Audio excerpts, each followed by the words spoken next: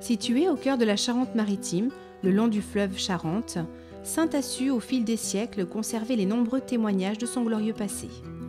Nommée ainsi, en référence au peuple gaulois, les Santons, elle eut dans l'Antiquité un rôle important.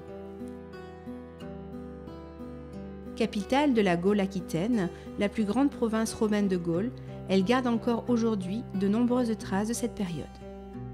Située sur la rive droite de la Charente, l'arc de Germanicus fut construit à l'origine sur la rive gauche en 1819 après Jésus-Christ.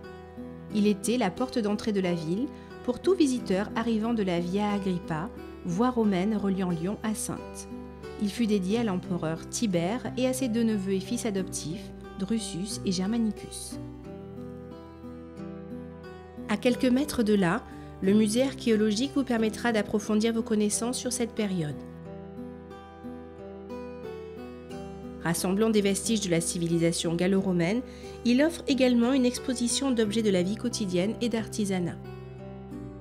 En continuant votre balade au cœur de l'Antiquité, ne manquez pas de vous rendre aux vestiges des thermes de Saint-Saloine. Situés sur la rive gauche, dans le quartier Saint-Vivien, ils furent probablement construits dans la seconde moitié du 1er siècle. L'amphithéâtre achèvera votre parcours de découverte. Construit vers 40 après Jésus-Christ, il pouvait accueillir jusqu'à 15 000 personnes. Aujourd'hui encore, il est le lieu, en période estivale, de spectacles de plein air.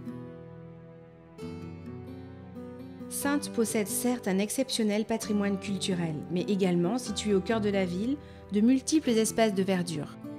Parcs, jardins et squares sont des lieux qui vous permettront de découvrir la ville d'une manière différente. Un peu à l'écart du centre-ville, le Haras national possède un parc de 10 hectares. Les bâtiments situés au centre de ce dernier furent construits en 1846. Dans le quartier Saint-Pierre, centre historique de la ville, le jardin de l'Hostellerie vous offrira un doux moment de calme et de détente. On ne peut évoquer Saintes sans parler du fleuve Charente. Il fut autrefois un important moyen de communication avec les territoires intérieurs, mais également une voie propice au commerce, notamment à partir du Moyen Âge. Aujourd'hui, il est le théâtre de plusieurs activités de loisirs. La navigation, en gabar, bateau de croisière ou électrique, y est très agréable. Une gabar est un bateau traditionnel à fond plat. La ville en a d'ailleurs reconstruit une à l'identique selon les plans de l'époque. Pendant la période estivale, vous aurez l'occasion d'embarquer pour un voyage unique à bord de la gabar Ville de Saintes. On vous y contera notamment l'histoire de ce fleuve, intimement lié aux activités économiques et commerciales.